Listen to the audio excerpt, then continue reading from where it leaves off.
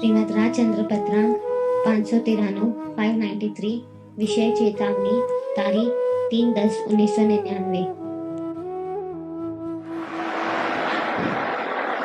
नमो अभियंताय नमो सुताय नमो आयर्याय नमो वज्राय नमो वे सौपसाय नमो समय सावाय स्वानुभूत्या चकास्तु चित् स्वभावाय भावाय सर्वभावान्तरच्छिदे मंगलम भगवान वीर मंगलम गौतमो मंगलम कुंड कुंडाय जैन धर्मोष्टि मंगल सर्व मंगल मांगल्य सर्व कल्याणकारकम प्रधानम सर्व धर्माय जैनम जयपुर शासन ओंकार बिंदु संयुक्तम नित्यं ध्यायन्ति योगिनः कामदं मोक्षदं चैव ओंकाराय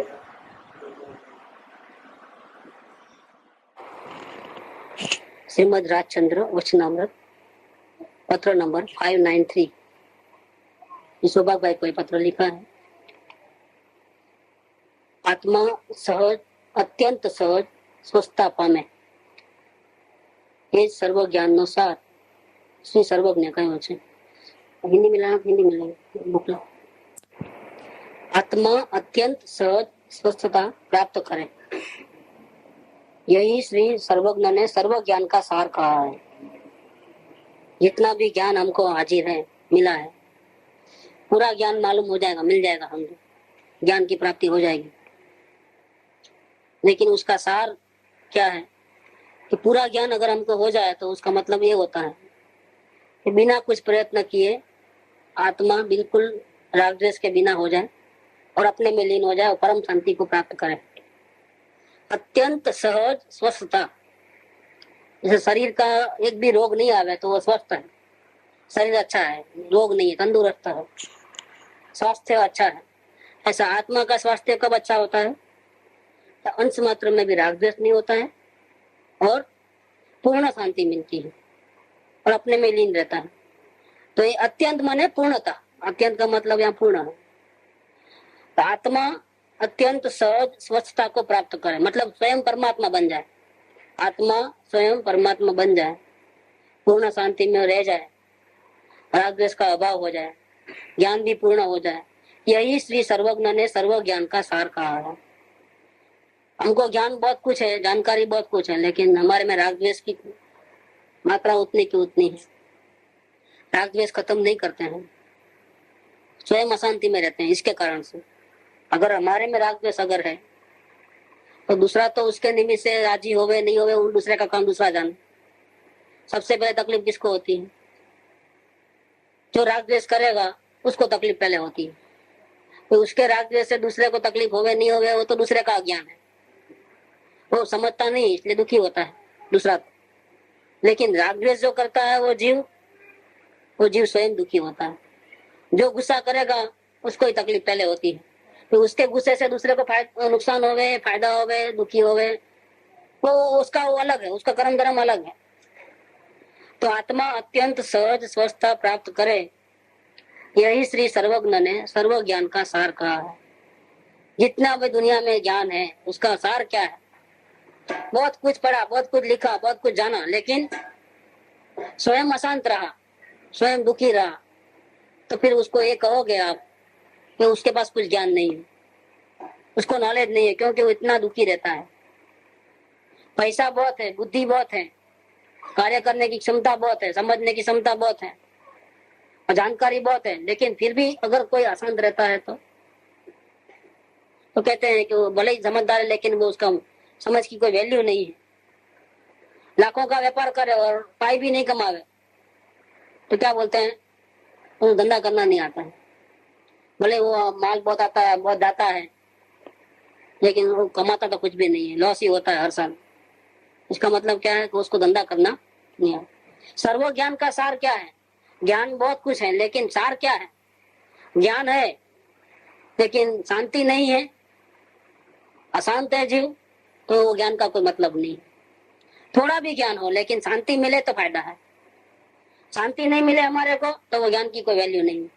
तो सर्व ज्ञान का सार क्या है कि आत्मा परमात्मा बने। अप्पा सो परम अप्पा, अप्पा सो परम अप्पा, आत्मा ही परमात्मा है, लेकिन वो शक्ति से है। शक्ति से तो सभी आत्मा, चींटी का जीव भी परमात्मा ही है, पानी में जो जीव है वो भी परमात्मा है, लेकिन व्यक्ति नहीं है ना उसकी, वो अशांत जीव है, दुखी जीव है। तो अगर वो परमात्मा बने, ऐसी कोई जानकारी उसको मिले तो उसकी वो जानकारी सफल है, उसका वो ज्ञान सफल है। अगर वो परमात्मा नहीं बन पाता है, अंश मात्रा में विराग द्वेष रहते हैं, खुद अशांत रहता है, खुद दुखी रहता है, कुछ चक्रें काटते रहता है, तो उसकी ज्ञान की कोई वैल्यू नहीं। दूसरी एक बात यहाँ ये ली है कि सहज अवस्था होनी चाहिए। ये परमात्मा दशा हुई है, निर्दोष अवस्था रही है, तो आज तो निर्दोष है भैया, कल वापिस गड़बड़ हो जाएगी। अभी बिल्कुल शांत है लेकिन भी कोई पथरा मारेगा तो वापिस गुस्से में आ जाएगा, तो फिर वो ठीक नहीं। सहज अवस्था होनी चाहिए, आत्मा वितराग अवस्था में आ जावे, पूर्ण शांति में आ जावे, और उस शांति को टिकाने के लिए और मेहनत नहीं करनी पड़े। परमात्मा में और ज्ञानी पुरुष में अंतर क्या है कि ज्ञानी पुरुष को ज्ञान दशा को टिकाने के लिए मेहनत करनी पड़ती है, देखना आप। पर परमात्मा को अपनी परमात्मा दशा को टिकाने के लिए मेहनत की कोई जरूरत नहीं, बिना मेहनत वो केवल ज्ञान केवल ज्ञान केवल ज्ञान देता है। ज्ञानी अगर जागृत नहीं होगा तो गिर भी सकता है। परमात्मा वो ऐसे स्टेज में पहुंच गए हैं कि जहां से गिरने का कोई सवाल नहीं है, क्योंकि वो सहज दशा है, आत्यंतिक सहज दशा है। तो ज्ञानी में और परमात्मा में ये अंतर है। और ज्ञानी में और मुमुक्षु में क्या अंतर है, देखो अब कि ज्ञानी को अवलोकन करना नहीं पड़ता है, वेद ज्ञान करना नहीं पड़ता है, वेद ज्ञान ऑटोमेटिक होता है, और मुमुक्षु को तो बहुत मेहनत करना पड़ता है। अगर मुमुक्षु उधर उधर देखे तो फंस जाएगा, और ज्ञानी उधर उधर जाएंगे तो ही फंसेंगे नहीं कभी भी। उनके पास वेद ज्ञान की शक्ति है, आत्मदर्शन का उनके पास शक्ति है उसके पास, तो उनको वेद ज्ञान नहीं करना पड़ता है, उनको अवलोकन करना नहीं पड़ता है। उनका अवलोकन वेद ज्ञान चलते ही रहता है निरंतर, रात और दिन। जबकि मुमुक्षु को अवलोकन करना पड़ेगा, मुमुक्षु को वेद ज्ञान करना पड़ेगा, उसको हर जगह से बचना पड़ेगा। उनको इन्फेक्शन ज्यादा लग जाता है, और सत्संग का सबसे ज्यादा असर किसको होता है, मुमुक्षु। मुमुक्षु अवस्था में अगर कोई है और सत्संग को छोड़ देवे तो उसके 12 बज जाने वाले, समझ लो। मुमुक्षु को तो जरूरी है सत्संग, सत्संग उसके प्राण है, क्योंकि उसमें वो सहजता नहीं आई है। अपनी साधना को टिकाने की जो सहजता होनी चाहिए वो नहीं आई है। जब तक सत्संग में रहेगा परिणाम अच्छे रहेंगे, सत्संग नहीं मिलेगा परिणाम बिगड़ जाएंगे। मुमुक्षु अवस्था में अगर सत्संग छोड़ा तो हाथ में आया वो मौका गंवा दिया, समझ लो, क्योंकि ऐसे सत्संग तो हर जगह मिलते नहीं। अपनी एक बार बात नहीं चली थी कि अभी जो यहाँ पर जो सत्संग होता है इस काल के अंदर, वो सत्संग ऐसा सत्संग चौथे काल में भी नहीं होता है, क्योंकि चौथे काल में तीर्थंकर देव विराजमान है, मुनिराज विराजमान है। यहाँ तो मुनिराज भी कोई नहीं, श्रावक भी कोई नहीं, जो दिखाई नहीं देते हैं। तो जो सत्संग यहाँ मतलब व्यक्तिगत मिलता है, पर्सनल मिलता है, पारिवारिक जैसा रहते हैं, वैसा वहां पर नहीं होता है।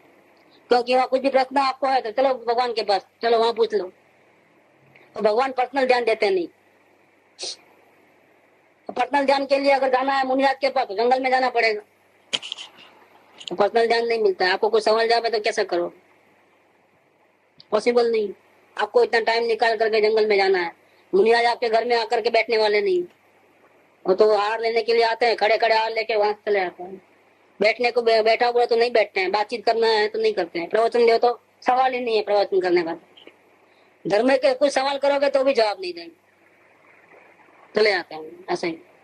सिर्फ आहार के लिए संसारी जीवों का, नगरवासी जीवों, गांव वालों का कांटेक्ट, वो भी आधा घंटा जो उतना टाइम रहता है वो आने जाने में जो रहता है, बाकी नगर में ही नहीं मिलते आपको। वो वन करे बस ऐसा, तो वही सत्संग वहां पर भी नहीं मिलता है। चौथे गुणस्थान वाला, पंचम गुणस्थान वाला को पूछेंगे तो भैया हम भगवान भी जाते हैं, हम कहीं चलो हम भी वहां जाते हैं, आप भी चलो वहां, पूछ लेना जो पूछना है। आपको एक सवाल का जवाब नहीं है वहां पर, एक परेशानी है। तो सत्संग को अगर आप छोड़ते हो और आपको आत्मज्ञान नहीं हुआ तो आपके दोबारा बजने वाले हैं, क्योंकि सहज दशा नहीं है। जो आपको समझ है वो तो थोड़ी देर का है, भावना थोड़ी देर की है। भावना में कम ज्यादा होने में देर नहीं लगती है। और असत्संग सबसे बड़ा दोष है। 3 दोष बताए थे ना, लोक संज्ञा, ओक संज्ञा और असत्संग। इसमें जो असत्संग तो सभी का ही है, चालू ही है। सत्संग कितना और असत्संग कितना, हिसाब किताब लगा लो जिंदगी। तो मुमुक्षु अवस्था में तो जहाँ वेद ज्ञान करना पड़ेगा, अवलोकन करना पड़ेगा, निर्बलता है, अभी सहजता नहीं आई है, उस अवस्था में तो कम से कम निरंतर सत्संग चाहिए। अगर सत्संग छूटा तो सब गया, हाथ में आई बाजी गई। तो ये मौका है हमारे पास, क्या पर्सनल ध्यान भी दिया जा सकता है, लेकिन वो आपकी योग्यता के ऊपर निर्भर है। अगर आप चाहो तो पालो, नहीं चाहो तो ये मौका गंवा दो। ऐसा मौका चौथे काल में भी नहीं मिलता है, क्योंकि वहां पर्सनल ध्यान नहीं दिया जाता है।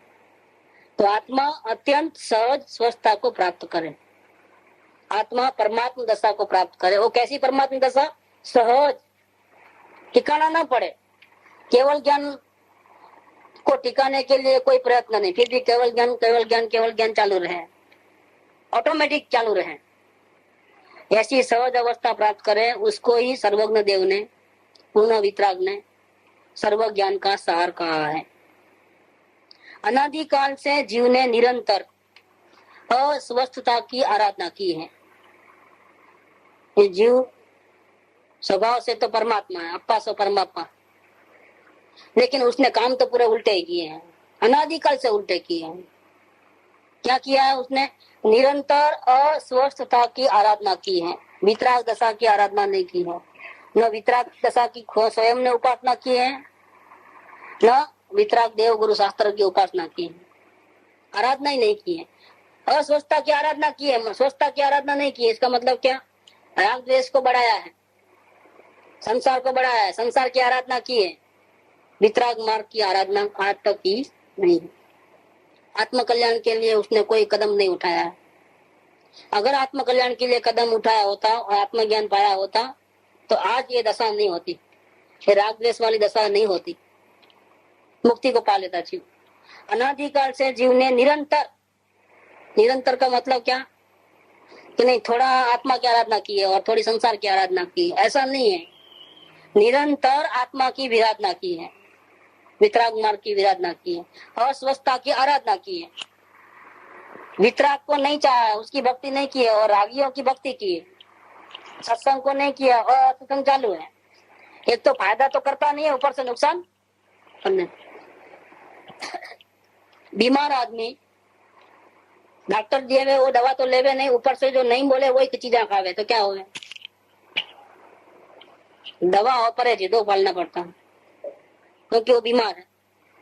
न वो दवा ले, चलो दवा नहीं ले तो कोई बात नहीं, लेकिन उल्टा जो नहीं खाने को बोले वही खावे तो क्या हाल होगा उसका? तो उसका बहुत भारी नुकसान होता है। बस यही हाल इस जीव का हुआ है अनादिकाल से, कि वितराग की तो बात मानी नहीं और आत्म कल्याण के लिए ध्यान आदि तो किया नहीं, अवलोकन वेद ज्ञान तो किया नहीं, वितराग की बात माने नहीं। चलो नहीं माने ठीक, लेकिन फिर किया क्या उसने? आराधना किसकी की है? संसारी जीव। तो संसारी जीव को फॉलो करता है, उसके पास कार है हमको भी कार चाहिए, उसके पास बंगला है हमको भी चाहिए, वो बिजनेस में आगे बढ़ा है हमको भी ऐसा बिजनेस बढ़ाना है, वो अच्छे कपड़े पहनता है हमको भी अच्छे कपड़े पहनना है। देखो ये फॉलो किसको करता है? कोई मुनियाद को फॉलो करता है? देखो नहीं करेगा कोई, एक भी जीव नहीं मिलेंगे। हम संसारी है, हम ऐसे हैं, हम वैसे हैं, मुनियाद को कोई फॉलो नहीं करे। हम लोग किसको फॉलो करते हैं? आराधना नहीं करते हैं तो क्या करते हैं? विराधना चालू। दवा तो लेते नहीं है, ऊपर से जिससे ज्यादा नुकसान हो गए वो काम ही चालू होते हैं। अस्वस्थता की आराधना चल रही है, राग द्वेष की आराधना चल रही है। जिससे राग द्वेष बढ़े, ऐसे परिग्रह, ऐसे संयोग, ऐसे पुण्य को हम चाहते हैं, अनुकूलता को हम चाहते हैं निरंतर, और निरंतर चाहते हैं। हमको अनुकूलता कब चाहिए? कितने टाइम के लिए चाहिए?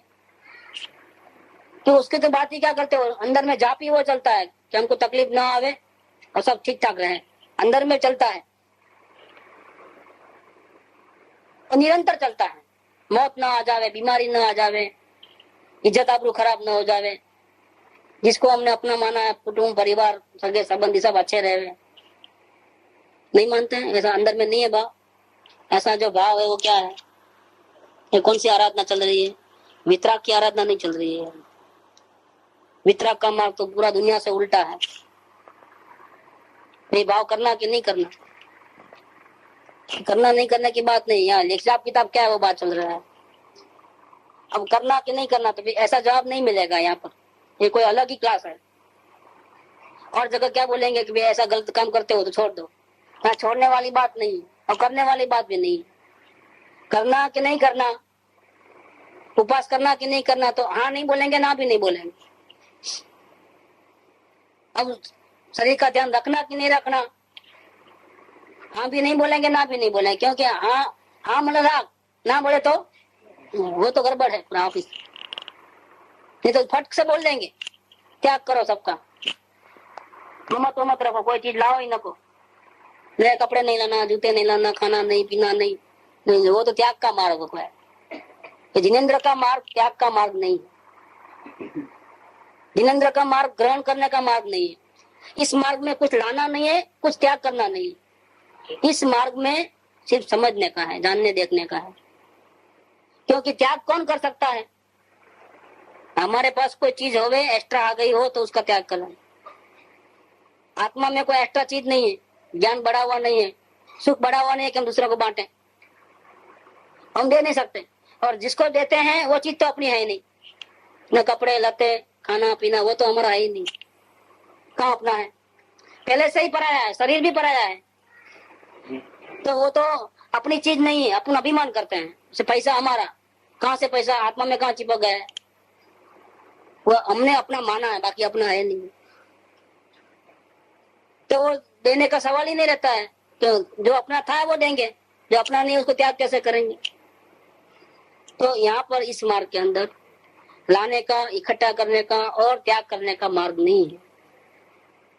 यहाँ तो बात बताते हैं कि हमारी मेंटालिटी कैसी है, इस जीव ने क्या गड़बड़ किया है।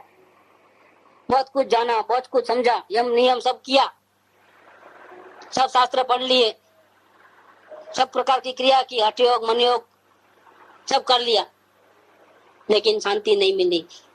वह साधन बार अनंत कियो तदपि कछु हाथ, सब कुछ जाना सब कुछ किया, लेकिन ज्ञान का कोई वैल्यू नहीं रहा उसका। क्योंकि अनादिकाल से इस जीव ने निरंतर अस्वस्थता की आराधना की है, जिससे स्वस्थता की ओर आना उसे दुर्गम लगता है। देखो अब ये प्रॉब्लम एक नया खड़ा हो गया। अनादिकाल से जो आदत पड़ी हुई है ना विराधना करने की, आत्मा की आराधना नहीं करना है और राग देश की आराधना करना है, ऐसी जो आदत पड़ गई है, आत्मा की बात भी पसंद नहीं आएगी और संसार की पूरी बात, पैसा कमाने की बात आएगी तो लाइन लग जाएगी। तो यहाँ इतने लोग नहीं बैठे होंगे, लाखों करोड़ों लोग बैठे होंगे पैसे कमाने की बात अगर आएगी। कोई दवा दारू मिलती होगी, आपके सारे रोग दूर हो जाएंगे, ऐसा तो लाइन लग जाएगी लोगों को। नहीं होता दमा का आता है, अस्थमा का, तो कहाँ से लोग आते हैं, वो नाम फैल जाएगा कि यहाँ दवा मिलती है, सारे दुख दर्द दूर हो जाते हैं। लेकिन आत्मा की बात सुनने को आएंगे तो पेपर में छपा दो, फिर भी इतने ही लोग आएंगे जितने हाथों, नहीं आएंगे ज्यादा। क्या कारण है इसका?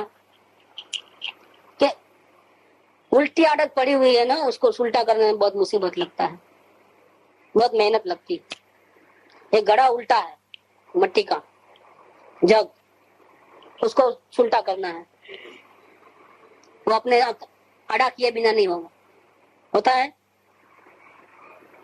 ऐसा उल्टा रखा हुआ है, उसको उल्टा करना है, लेकिन उल्टा करना है, आड़ा मत करना। ऐसा होता है कभी? नहीं होता है। बस इसमें भी ऐसा बात है कि स्वस्थ होना है, लेकिन अनादि की जो आदत है ना उल्टा चलने की, तो स्वस्थ होना मुश्किल है। उसको पहले आड़ा होना पड़ेगा, बाद में उल्टा होगा।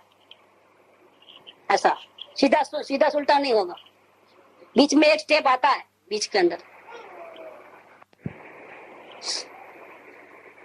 तो अनादिकाल से जीव ने निरंतर अस्वस्थता की आराधना की है, जिससे अब ऐसी आदत उल्टी पड़ गई है कि वो साथ छूटता नहीं। छोड़ने का तो बात कहते हैं नहीं, इसके बावजूद भी इतना रुचि अंदर में बाहर में पड़ी, इतनी अंदर बाहर से तो कुछ छोड़ने को कहा नहीं है। अगर छोड़ने को कहा होता तो बहुत तकलीफ होती। क्या बीड़ी पीना छोड़ के आओ, चोरी करना छोड़ के आओ, झूठ बोलना छोड़ के आओ, तो एक भी जीव अभी जितने आए उतने भी नहीं आएंगे, लेकिन वो नहीं बोला है। इसके बावजूद भी रुचि इतनी बाहर की पड़ी है। भावों से छोड़ना है अवलोकन के द्वारा, वो भी नहीं छोड़ रहा है। आपको बाहर से कुछ छोड़ना नहीं है, अंदर में ही छोड़ना है कि मेरी चीज नहीं है, मेरे तो आत्म कल्याण करना है, ये समय कोना नहीं है। मुझे निरंतर जागृति में रहना, लेकिन निरंतर जागृति में भी जीव नहीं रह पाता है। क्यों? कि अनंत काल से उसने उल्टी आराधना बहुत कर ली है। वो चाहता है कि निरंतर अवलोकन चले, वेद ज्ञान चले, लेकिन नहीं कर सकता। जागृति छूट जाती है, कहीं उदय प्रसंग में वापस फंस जाता है, जागृति नहीं रहती है निरंतर। इसका कारण क्या है? कि अनादिकाल से जीव ने निरंतर अस्वस्थता की आराधना की है, जिससे स्वस्थता की ओर आना उसको दुर्गम लगता है, और फिर ऐसा हिम्मत हार जाता है मेहनत करते करते करते। नहीं, उपवास करने को बोलो कर लूंगा, माला फेरना है फेर लूंगा, यात्रा करना है कर लूंगा, दान देना है दे दूंगा, लेकिन ये रास्ता भले आप छोड़ने को बोलते नहीं हो, बाहर से तो कुछ कोई नियम नहीं है, कोई व्रत नहीं है, कोई पचकान नहीं है, लेकिन हमारे से ये काम तो नहीं हो सकता है। हमने बहुत ट्राई किया, लेकिन होता रुचि छूटती नहीं है। संयोग की जो रुचि है ना, शरीर के प्रति मोह, कुटुंब परिवार के प्रति मोह, अनुकूलता की चाहना, भोग विलास की वासना है, हमारे से नहीं, जागृति रहती नहीं। वो धर्म अच्छा सरल है, वो उपवास कर लो, दान दे दो, शास्त्र पढ़ लो। अब ये इतना हार्ड लगता है कि पूछो नहीं, ये दुर्गम लगता है। जो वितराग का मार्ग है दुर्गम लगता है, बहुत तकलीफ वाला लगता है। ऐसा सुनने में इजी लगेगा बहुत, क्या है चीज देखने का ही है ना भाव, कुछ व्रत तप नियम तो है नहीं कुछ, लेकिन जब करने जाओगे, जब पता लग जाता है, बहुत तकलीफ होती, मुश्किल है। अवलोकन में ही पूरा पानी निकल जाता है। अपनी होशियारी है ना, जितनी भी बुद्धि, उसमें ही खलास हो जाती है, जागृति रह नहीं पाती। क्या कारण है? इसका कारण ये है कि अनादिकाल से जीव ने निरंतर अस्वस्थता की आराधना की है। उल्टा चलने की प्रैक्टिस इतनी हो गई है कि उसको बोलो कि कुछ ग्रहण नहीं करना है, कुछ त्याग नहीं करना है, सिर्फ देखते रहना है, तो देखते रहना नहीं होता है। सिर्फ देखना वो स्वस्थ रहने की कला है, और सिर्फ देखते ही गड़बड़ हो जाना, ऐसा नहीं होना चाहिए कि गलती कर दिया, दोबारा ऐसा नहीं करूंगा, ऐसा होना चाहिए, ऐसा नहीं होना चाहिए। ये जो विचार आते हैं सब गड़बड़ है। सिर्फ देखना मात्र रहता तो बच जाएगा, लेकिन देखना मात्र नहीं रहता है, देखना भी कंटिन्यू नहीं रहता है, वो एक गलती। और फिर देखने के बाद भी सिर्फ देखना है, उस भाव में नहीं रहता है, कुछ भी गड़बड़ करना शुरू कर देता है, वो हेरा फेरी करना शुरू कर देता है। क्या दिखेगा अभी? अगर देखेगा तो अपने भावों को तो क्या देखेगा, धर्म के भाव तो है नहीं, आत्मा संबंधी तो कोई भाव नहीं है, पूरे संसार के लफड़े चलते हैं पूरे दिन रात। अब कला क्या है इसके अंदर कि चाहे जितने लफड़े चलते हो संसार के, सिर्फ देखना है, ओनली टू सी।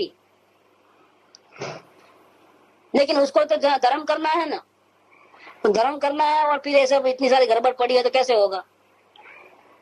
इसलिए वो देखते ही हटाने का प्रयत्न करता है, नहीं ये तो गड़बड़ है, ये नहीं करना चाहिए, मुझे आत्म कल्याण करना है तो क्रोध नहीं करना चाहिए, मुझे आत्म कल्याण करना है तो इतना अभिमान नहीं करना चाहिए, मुझे आत्म कल्याण करना है तो चोरी नहीं करनी चाहिए। उसने अपने दिमाग से ये सब भूसा जो था ना अंदर, उसको एप्लीकेशन में लाने का शुरुआत करता है, और ये गड़बड़ कर देता है बहुत। तुम किसी को हटा नहीं सकते हो, किसी को ला नहीं सकते हो, तुम सिर्फ देख सकते हो।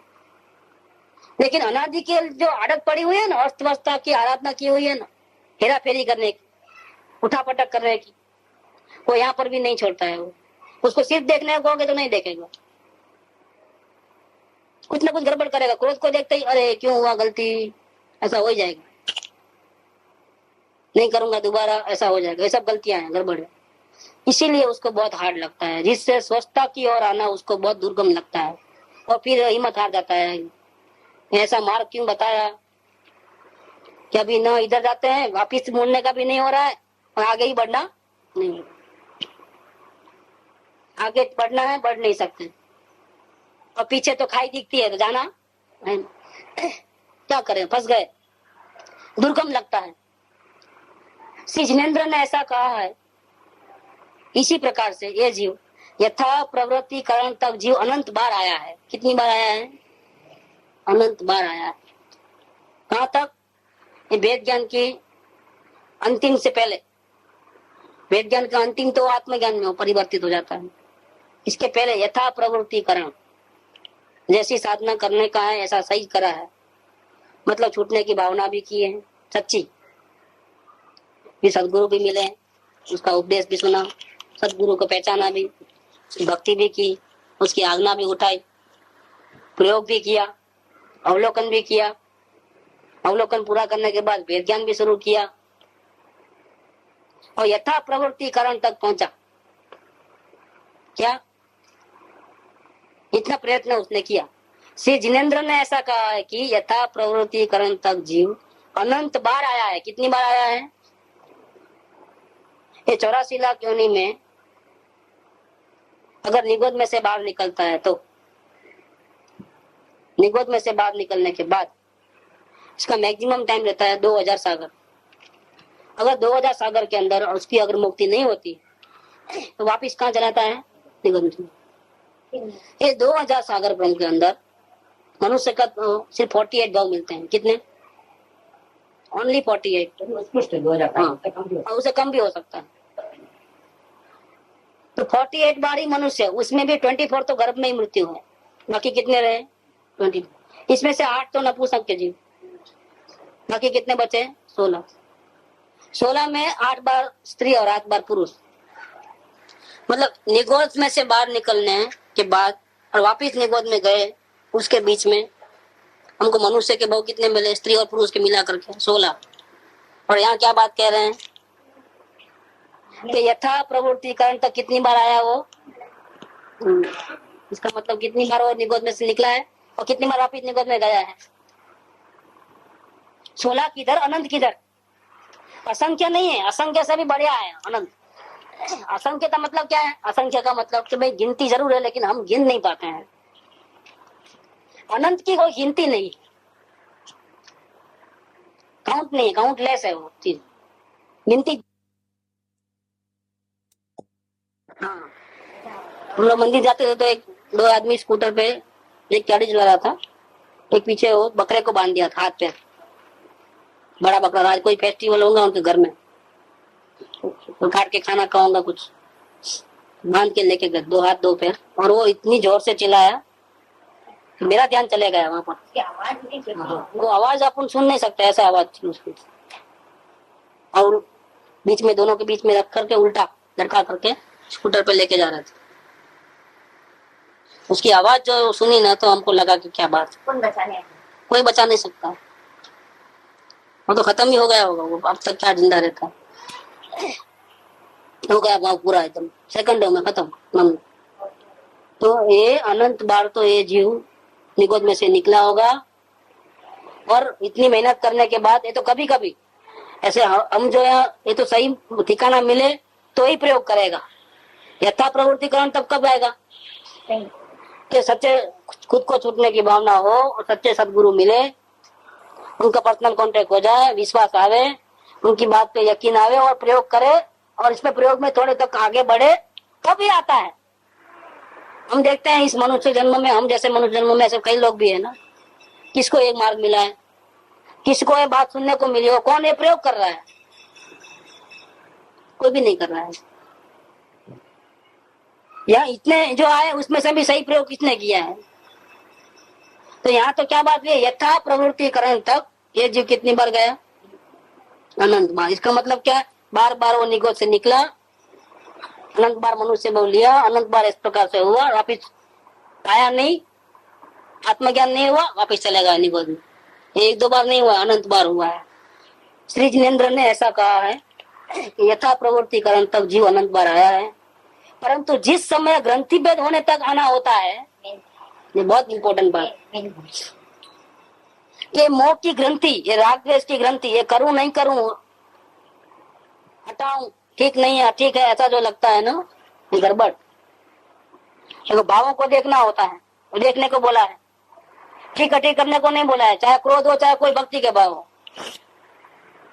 तो आप बच गए, लेकिन ये जीव क्रोध को अच्छा बुरा माने बिना नहीं रहेगा, बोले हटाएगा नहीं तो भी बुरा तो मानेगा ही मानेगा, नुकसान तो बहुत हो रहा है ऐसा समझेगा ही समझेगा, तो अलग नहीं हो रहा है। और अलग नहीं हो रहा है, सिर्फ देखने को कहा था, इसमें अच्छा बुरा कहाँ से आया? नहीं, वो नहीं कर पाएगा, प्रयोग में सक्सेस नहीं होगा कभी भी।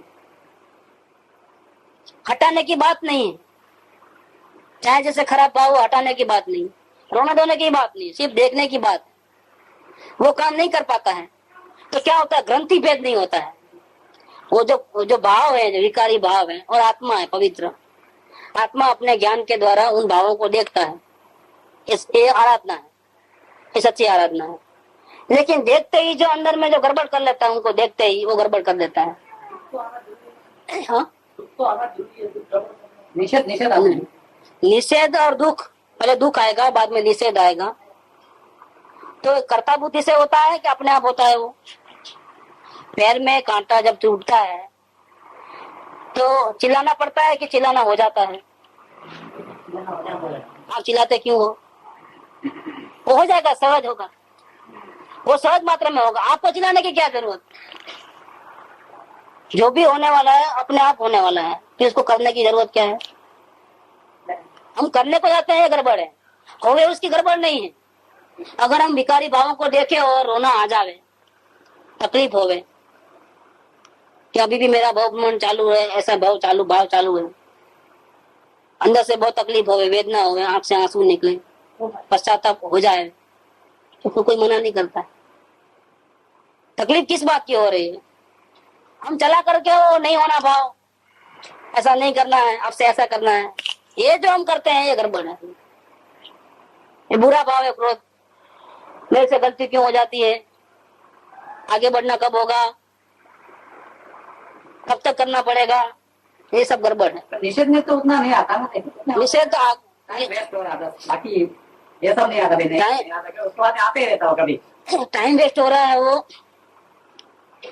निषेध हो रहा है इस प्रकार से, लेकिन उसकी मात्रा में कमजोरी है। निषेध में तो क्या है कि वो जिंदा ही नहीं रहना, ऐसा निषेध आता है, तो उसको तो कुछ कर नहीं सकते अपन, उसको तो कुछ नहीं करता। लेकिन ये मेरे को प्रभु के दर्शन करने में रुकावट है, जब तक वो है तब तक उनको दर्शन नहीं है, क्योंकि पर्दा है ना, अभी पर्दे के पीछे भगवान है। तीसरी गुफा में जब तक रागद्वेष के परिणाम है और जब तक वो विद्यमान है तब तक भगवान दिखने वाला नहीं है। तो वो है, उसका हमको तकलीफ नहीं है, लेकिन वो रहने से हमारे भगवान का हमको दर्शन नहीं होता है, प्रभु का दर्शन नहीं होता है, उसकी हमको तकलीफ है। तो दुख इस बात का लग रहा है, क्रोध का दुख नहीं लग रहा है, रागादि भावों का दुख नहीं लग रहा है, दुख इस बात का लग रहा है कि हम अपने भगवान को नहीं देख पाते हैं। अब ये दुख लगने के कारण लगेगा जब तीव्र, तो फिर पर्दा जल जाएगा, तो निषेध हो जाएगा, और तीव्र निषेध हो जाएगा। तीव्र निषेध के पीछे भगवान का दर्शन करने की प्यास, जिसको बोलते हैं संवेग, और संवेग तीव्र होगा तो ये ऑटोमेटिक परिणाम हो जाएंगे। निषेध करना नहीं है, लेकिन प्रभु दर्शन की चाह इतनी बढ़ गई कि निषेध हो गया, ऐसी स्थिति होनी चाहिए। बस ये ग्रंथि भेद नहीं होगा, नहीं तो ये बात क्या निकली यहाँ पर, बहुत बड़ी बात करनी कि जिस समय ग्रंथि भेद होने तक आना होता है, मेहनत करते करते करते करते करते जब वेद ज्ञान का अंतिम छोर में जब तीव्र संवेग उत्पन्न होना चाहिए, वो रागद्वेष की लाइन कट जानी चाहिए, निरिकलता आनी चाहिए, और निरिकलता में भी प्रभु के दर्शन होने चाहिए, अकेली निरिकलता भी नहीं चलती। टर्निंग पॉइंट जब ब्लैंक आवे तब परमात्मा के सन्मुख हो जावे और ग्रंथि भेद हो जाए, मोह की ग्रंथि कट हो जाए। जब यहाँ तक आना होता है तब क्षोभ युक्त होकर फिर से संसार परिणामी होता रहा है। यहाँ तक आने के बाद वापिस चले जाता है ये जीव, वहां क्षोभ हो जाता है, ऐसा लगता है कि बार बार ऐसा होता है, बार बार ऐसी मेहनत करता हूँ, यहाँ तक तो मैं आ ही गया हूँ, अब ये तो, लेकिन इससे आगे नहीं बढ़ रहा हूँ, इससे आगे नहीं बढ़ रहा हूँ, इससे आगे नहीं बढ़ रहा हूँ। इसका भी एक टेंशन बढ़ता है, शोक रहित हो जाता है। जितना शोक ज्यादा होगा और चिंता बढ़ेगी यहाँ पे, तो वो इधर का जो जो फोर्स होना चाहिए काटेगी, फोर्स नहीं बढ़ेगा। सहज निषेध आना और चिंता करना, उसमें बहुत बड़ा अंतर है। अभी तक नहीं हो रहा, अभी तक नहीं हो रहा, अभी तक नहीं हो रहा, अभी तक नहीं हो रहा, ये हमारा प्रयत्न है। हमारा प्रयत्न नहीं होना चाहिए इस प्रकार का। हमारे को तो एक ही काम, देखना है, देखना है, देखना है, देखना है, ये चालू कंटिन्यू निरंतर। साथ में वो भाव है कि अभी तक क्यों नहीं हो रहा, क्यों नहीं हो रहा है, क्यों नहीं हो रहा, ये जो क्षोभ होता है वही रुकावट है। हाँ, इसमें हमारी चाह है, हमारी ये चाह है कि हमको हो जाए तो अच्छा, तो जान छूटे। अब यहाँ तक गाड़ी आ गई, अब ये हो जाए तो जान छूटे, तो सफल हो जाए मामला, बस ये अंदर में पड़ा रहता है। ये बात इधर, ये बहुत बारीक बात है। परंतु जिस समय ग्रंथि भेद होने तक आया है तो देखना हट करके अपेक्षा चालू हो जाती है। अब अपेक्षा संसार की नहीं है, ये अपेक्षा किसकी है? आत्मदर्शन की अपेक्षा है। आत्मदर्शन की भावना और आत्मदर्शन की अपेक्षा, फर्क है बहुत दोनों में। एक में कर्तव्य भाव है, एक में भावना है। भावना में सहजता है, भावना होगी तो अपने आप पैर चलते हैं, पुरुषार्थ होता है। और एक में आप करने जाते हो तो गड़बड़ कर देते हो। तो ग्रंथि भेद होने तक आना होता है, तब शोभ युक्त होकर मामूली कर्तापने में बारीक से बारीक कर्तव्य भाव रह जाता है, करना धरना होता है, चॉइस रहती है। तो ऐसा शोभ युक्त होकर फिर से संसार परिणामी होता रहा है। वहां से थोड़ा आगे बढ़ता तो लाइन कट हो जाती है, लेकिन नहीं बढ़ता यहाँ से वापिस। और यहाँ से जब वापिस आता है तो उसको फिर नफरत हो जाती है कि हम समझते कि ये धर्म कोई अच्छा होता होगा, सारी दुनिया से न्यारा लगा धर्म, लेकिन अभी तक तो फायदा हुआ नहीं। नहीं, ये भी दूसरे के जैसा ही है। ऐसा करके फिर उसकी जो महानता है, वितराग धर्म की जो वितरागता की जो वैल्यू है, वितरागता की जो वैल्यू है, सदगुरु की जो वैल्यू है, खत्म। वो विश्वास जो पहले बना था और यहाँ तक आया ना, वो विश्वास टूटने लगता है कि हम समझते थे कि हो ही जाएगा, 6 महीने में हो ही जाता था ना, हो ही जाना चाहिए था। नहीं, ये मार्ग भी कहीं सही नहीं लग रहा है, अब सही नहीं लग रहा है। ऐसा करके विश्वास खोता है। और जो जमाया, एक तो विश्वास जमाने में बहुत टाइम लगा और विश्वास खोता है, क्योंकि गलती खुद की रखा है, वो खुद की गलती नहीं मानेगा, क्योंकि इतने प्रयत्न किए हैं। अगर प्रयत्न किया होता, नहीं किया होता तो मानता है कि मैंने प्रयत्न नहीं किया। प्रयत्न भी किया है, प्रयत्न करने से उसको फायदा भी तो हुआ था। फायदा भी हुआ है, लेकिन उसको तो वो फायदा नहीं चाहिए ना, उसको तो ग्रंथि भेद चाहिए ना, आत्मदर्शन चाहिए ना। जो फायदा हुआ है वो हुआ है, लेकिन आत्मदर्शन कहाँ हुआ है? पूरा फायदा कहाँ हुआ है? तो वो तो नहीं होने का कारण सूक्ष्म कर्तव्य भाव है। वो अपनी गलती नहीं मानेगा, हमने तो इतना करते हैं, हम तो इतना करते हैं। कोई मानना कि मेरी पुरुषार्थ नहीं, हाँ, इसकी भी गलती नहीं है, मेरे पुरुषार्थ नहीं।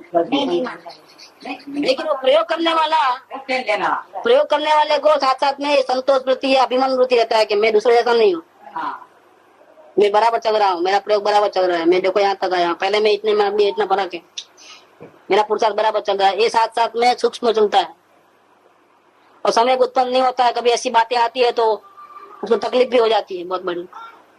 बैलेंस रखना बहुत मुश्किल है, मार्ग का जो बैलेंस चाहिए वो नहीं रहता।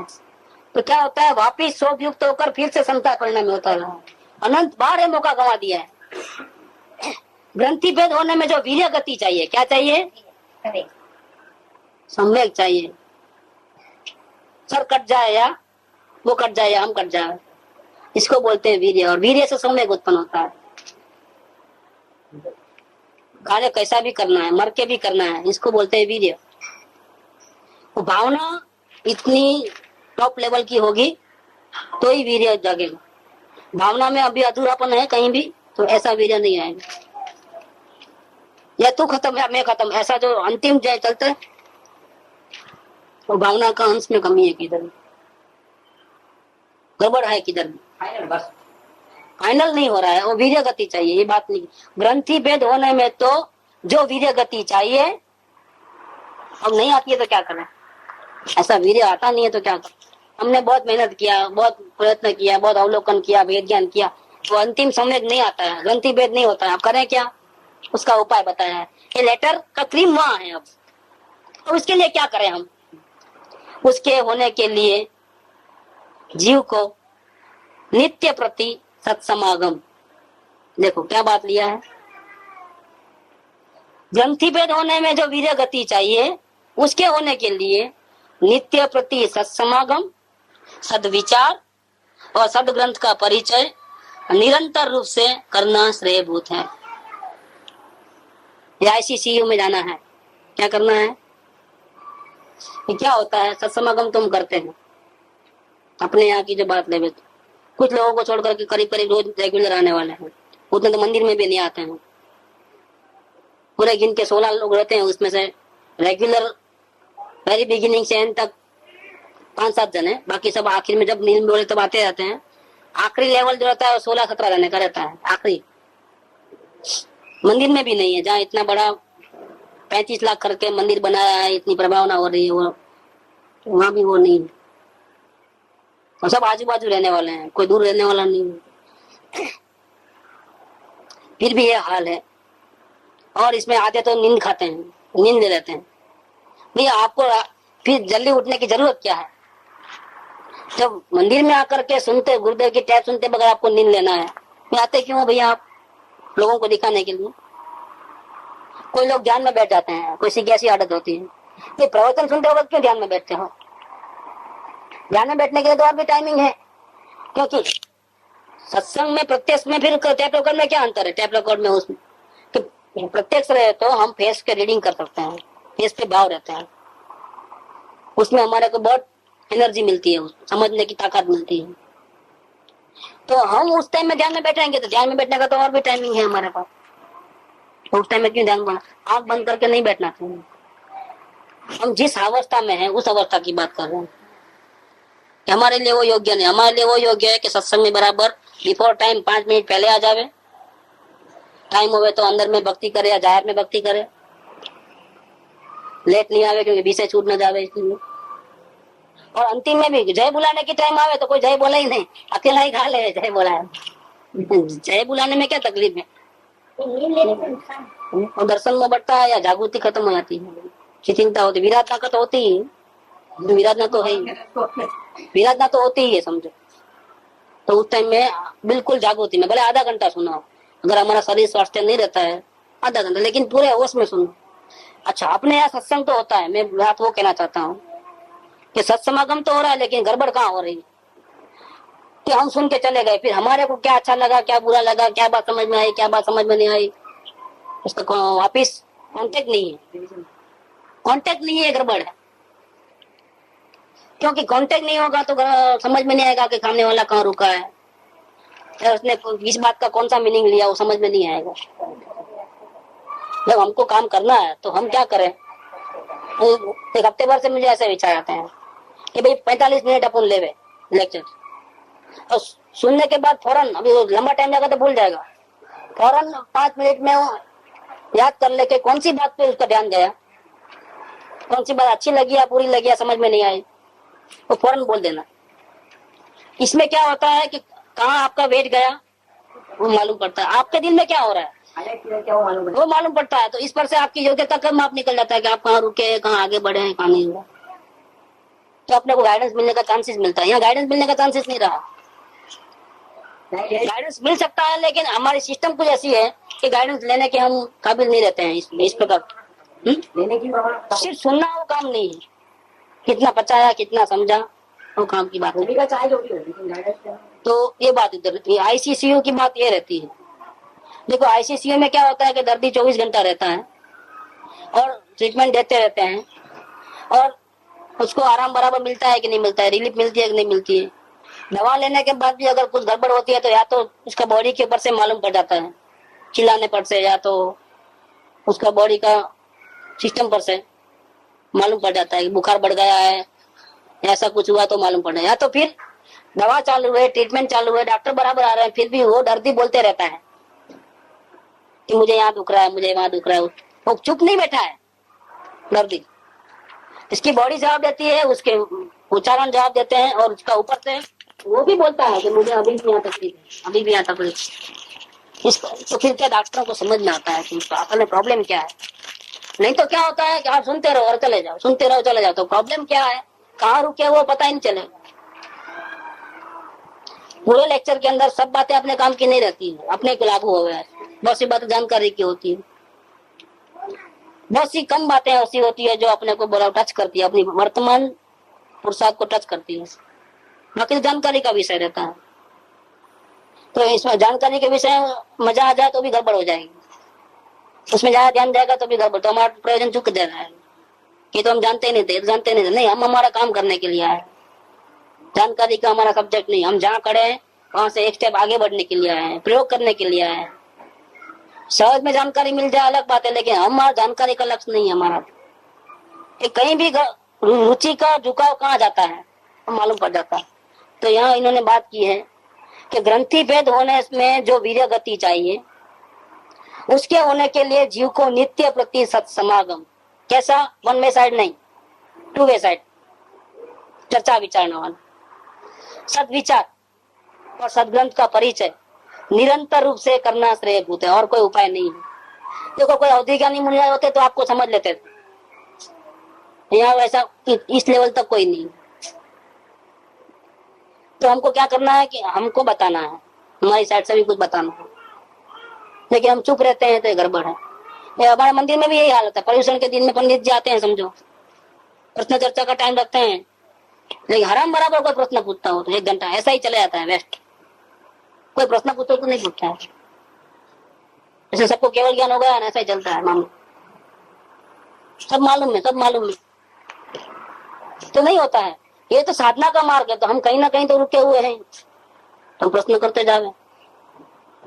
अब प्रश्न करने को इसलिए अलग से नहीं बोलते हैं क्योंकि वो स्वतंत्रता दे दी गई है, जिसको जहाँ जो काम करना है तो अपने आप प्रश्न पूछो, नहीं पूछना है तो नहीं तो ये भी है कि जबरदस्ती हो जाएगी पूछने के लिए पूछना, ऐसा भी नहीं है।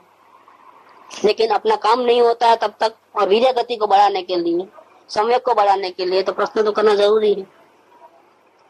उसके होने के लिए अब तो ये टेंशन वाली बात हो गई ना, आज की जो बात चली वो तो टेंशन वाली बात, कि जब अनंत बार हम यहाँ तक आ गए हैं, था प्रवृत्ति कर्म, और अनंत बार हम फेल हो गए हैं। मतलब सच्ची भावना भी हुई है, सदगुरु का बोध भी मिला है, अवलोकन का प्रयोग भी किया है, वेद ज्ञान का प्रयोग भी किया है, लेकिन सफल नहीं हो पाया। और आत्मज्ञान होने से पहले ही हम फिसले हैं। ऐसा एक बार हुआ है तो अलग बात है, 2 बार हुआ तो अलग बात है, कितनी बार हो गया है। आज का जो पॉइंट कुदरती निकल गया है वो तो बहुत डरावना है मामला, टेंशन बढ़ जाए ऐसा मामला है। जहाँ टेंशन होगा, आत्मकल्याण करने का चाहना होगी, वहाँ प्रश्न होंगे ही होंगे। फिर हमको क्या करना, कैसे करना, क्या करना, वो चालू होते हैं। तो अनंत बार ऐसा होने पर भी जिस समय ग्रंथि भेद होने तक आना होता है, तब शोभ युक्त होकर फिर से संसार परिणामी होता रहा है। ग्रंथि भेद होने में जो वीर्य गति चाहिए, जो फोर्स चाहिए, उसके होने के लिए जीव को नित्य प्रति सत्समागम, सदविचार और सदग्रंथ, उनका परिचय निरंतर रूप से करना श्रेयभूत है। इस देह की आयु प्रत्यक्ष उपाधि योग में व्यतीत होती जा रही है। हम ये काम नहीं करते हैं सत्समागम का या तो सदग्रंथ का पढ़ना या विचारना, चिंतन मनन नहीं करते हैं, तो क्या हम दूसरा कुछ भी काम नहीं करते हैं? ये नहीं करते तो और तो चालू ही है हमारा काम। कौन सा काम? संसार का।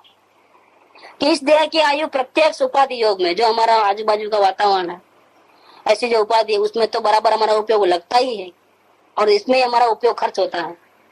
इसके लिए अत्यंत शोक होता है। ये जो हमारा उपयोग वहां लगता है और यहाँ नहीं लगता है, और सत्संग में लगता है और सत्संग में नहीं लगता है, गलत चिंतन में लगता है, दूसरों की पंचायतों में, और अपने विचार में नहीं लगता है। दूसरा कुछ पढ़ना सुनना लिखना होता है, लेकिन अपने आत्मा के लिए पढ़ना वो नहीं होता है, सदग्रंथ का वांचन वो नहीं है, सत्समागम नहीं है।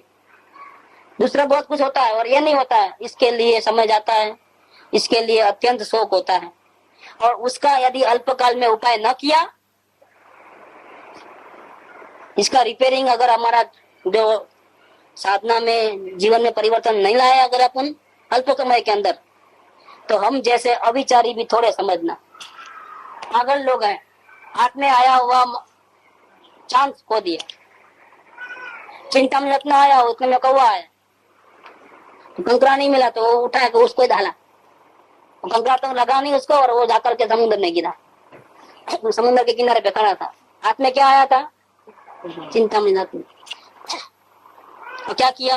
कौवा को उड़ाने के लिए, उसको मारने के लिए डाला और पानी में बह गया वो। अब मिलता क्या वो? मुझे हाल। तो हम जैसे अविचारी भी थोड़े समझना, अगर सत्संग को छोड़ा और परस्पर ऐसे विचारणा नहीं की तो गड़बड़ हो जाएगी। प्रश्न नहीं हो तो भी आप अपने भाव व्यक्त करो। आज प्रवचन में मुझे ये बात अच्छी लगी, अपने अपने अभिप्राय व्यक्त करो, उस पर सही बहुत कुछ मिल जाएगा। चर्चा विचारने का कोई एक अवसर है यहाँ पर। आप वहां से बोलोगे तो वहां से फिर 2-4 शब्द बोलने का होगा। कभी कभी विषय भी खुलता है तो प्रश्न से या अपना बीच में अभिप्राय बताने से विषय खुल जाता है। वही होता था। अभी धीरे धीरे क्या होता है कि सब अवलोकन करने लग गए, विज्ञान करने लग गए। समझो कुछ लोगों को शांति हो गई, बस हो गया, हम यहाँ तक तो पहुंच गए। अभी क्या पूछना? वो तो एक ही बात हमको मालूम है क्या बोलने वाले, अपना अवलोकन करो। अब क्या घड़ी घड़ी पूछना?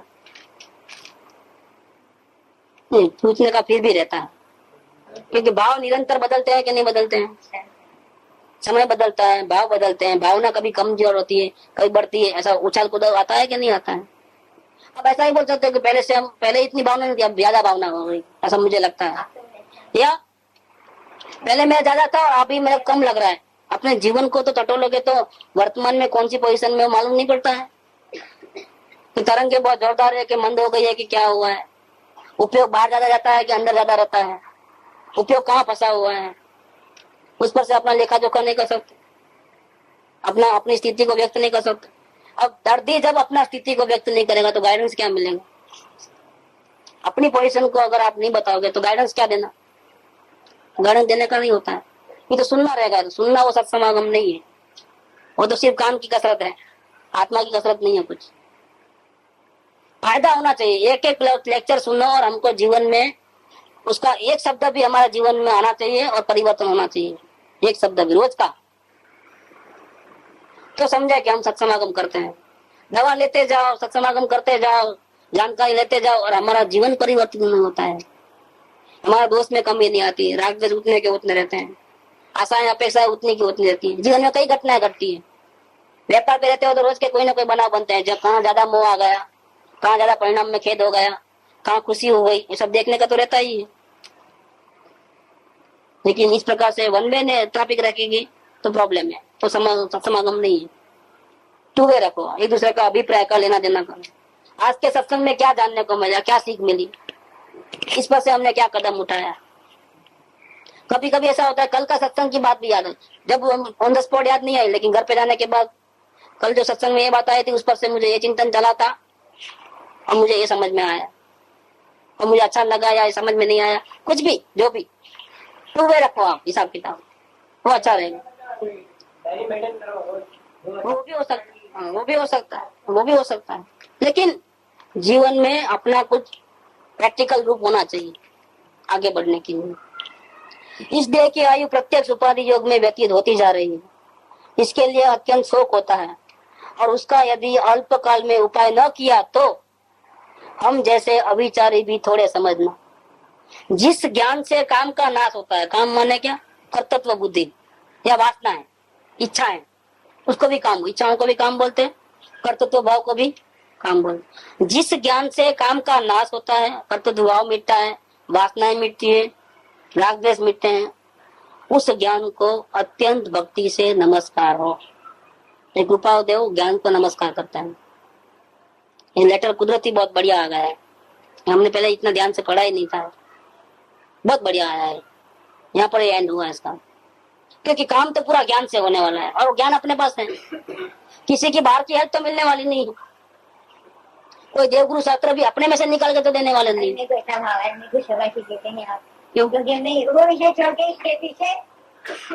ये क्या है, अपने को जहाँ होते हैं वहां से उठाने की बात है इसका। कल भी बहुत बढ़िया निकला, जहाँ है वहां से उठाने की बात। कल का पत्र तो देख नहीं सकते हम, समझते हैं आत्मा का नाम ले रहा है और जिससे जानना है, देख नहीं सकते। फिर बोलता है कि मैं आत्मा को बुद्धि फ्री है, उसका के चक्कर में चल रही हूँ, ये क्या भाव, ये गड़बड़ होती है, वही बात चली। फिर राज्य से बाहर है। मैं तो आत्मा का नाम लेना चाहती हूँ। वो गड़बड़ है। आप कुछ करना चाहते हो वो गड़बड़ है, देखने वाली बात नहीं रही वहाँ। तकलीफ तकलीफ होगी कि देखो मैं ये करना चाहता हूँ, यही आ रही है। आने दो, आपको देखने का है, जो आता है आने दो, हटाना नहीं है और बदलना नहीं है कुछ, उसको देखना वही काम है। ये गड़बड़ करते रहोगे और जिंदगी निकल जाएगी असल। सुख धाम अनंत सुसंत चाहे,